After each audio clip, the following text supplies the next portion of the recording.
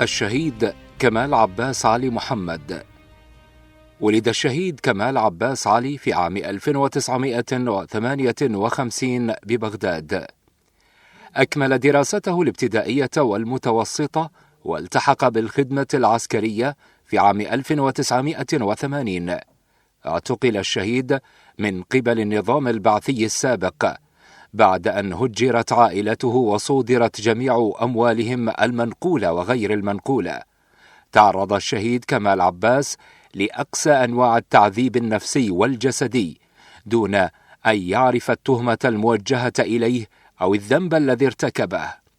ذوو الشهيد لم يعلموا بخبر استشهاده إلى ما بعد سقوط نظام البعث عام 2003، حيث ظهر اسمه ضمن الشهداء المعدومين في المقابر الجماعية.